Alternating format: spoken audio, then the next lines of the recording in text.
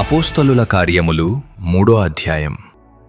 పగలు 3 గంటలకు ప్రార్థన కాలమున పేతురును యోహానును దేవాలయమునకు ఎక్కి వెళ్ళుచుండగా, పుట్టినది మొదలుకొని కుంటివాడైన ఒక మనుష్యుడు మోసికొనిపోబడుచుండెను. వాడు దేవాలయములోనికి వెళ్ళువారిని భిక్షమడుగుటకు కొందరు ప్రతిదినము వానిని శృంగారమను దేవాలయపు ద్వారమునొద్ద ఉంచుచూ వచ్చిరి.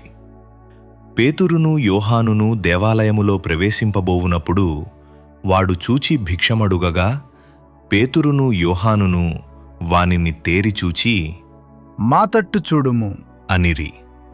వాడు వారి యొద్ద ఏమైనా దొరుకునని కనిపెట్టుచు వారి యందు లక్ష్యముంచెను. అంతట పేతురు, వెండి బంగారములు నా యొద్ద లేవు గాని నాకు కలిగినదే నీకిచ్చుచున్నాను. నజరేయుడైన యేసుక్రీస్తు నామమున నడువుము అని చెప్పి వాని కుడిచెయ్యి పట్టుకొని లేవనెత్తెను. వెంటనే వాని పాదములును చీలమండలును బలము పొందెను.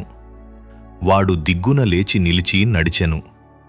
నడుచుచూ గంతులు వేయుచూ దేవుని స్తుతించుచూ వారితో కూడా దేవాలయములోనికి వెళ్ళెను. వాడు నడుచుచూ దేవుని స్తుతించుట ప్రజలందరూ చూచి, శృంగారమును దేవాలయపు ద్వారమునొద్ద భిక్షము కొరకు కూర్చుండినవాడు వీడే అని గుర్తెరిగి, వానికి జరిగిన దానిని చూచి విస్మయముతో నిండి పరవశులైరి. వాడు పేతురును యోహానును పట్టుకొనియుండగా ప్రజలందరూ విస్మయముంది సొలొమోనుదను మంటపములో ఉన్నవారి యొద్దకు గుంపుగా పరుగెత్తి వచ్చిరి. పేతురు దీనిని చూచి ప్రజలతో ఇట్లనెను, ఇశ్రాయేలీయులారా, మీరు వీని విషయమై ఎందుకు ఆశ్చర్యపడుచున్నారు? మా సొంత శక్తిచేతనైనను భక్తిచేతనైనను నడవను వీనికి బలమిచ్చినట్టుగా మీరెందుకు మా తట్టు తేరి చూచుచున్నారు? అబ్రహాము, ఇస్సాకు, యాకోబు అనువారి దేవుడు, అనగా మన పితరుల దేవుడు తన సేవకుడైన యేసును మహిమపరచియున్నాడు. మీరాయనను అప్పగించితిరి. పిలాతు ఆయనను విడుదల చేయుటకు నిశ్చయించినప్పుడు మీరు అతని ఎదుట ఆయనను నిరాకరించితిరి. మీరు పరిశుద్ధుడును నీతిమంతుడునైన వానిని నిరాకరించి నరహంతకుడైన మనుష్యుని మీకు అనుగ్రహింపుమని అడిగితిరి.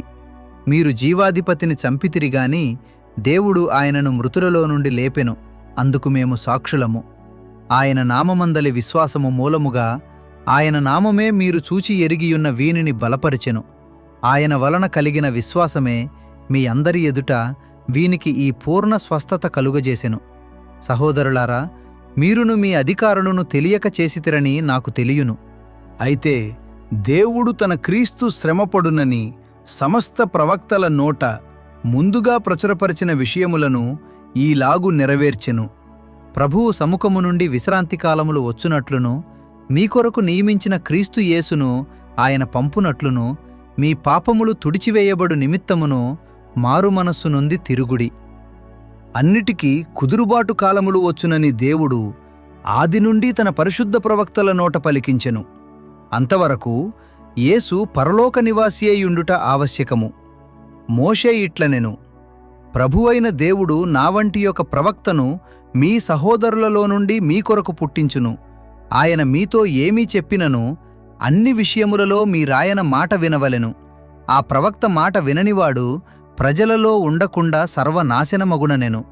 మరియు సమూయేలు మొదలుకొని ఎందరు ప్రవక్తలు ప్రవచించిరో వారందరూ ఈ దినమును గూర్చి ప్రకటించిరి. ఆ ప్రవక్తలకును దేవుడు అబ్రహాముతో నీ సంతానమందు భూలోక వంశములన్నీయూ ఆశీర్వదింపబడునని చెప్పి మీ పితరులతో చేసిన నిబంధనకును మీరు వారసులైయున్నారు. దేవుడు తన సేవకుని పుట్టించి మీలో ప్రతివానిని వాని దుష్టత్వము నుండి మళ్లించుట వలన మిమ్ము నాశీర్వదించుటకు ఆయనను మొదట మీ యొద్దకు పంపెను అని చెప్పెను.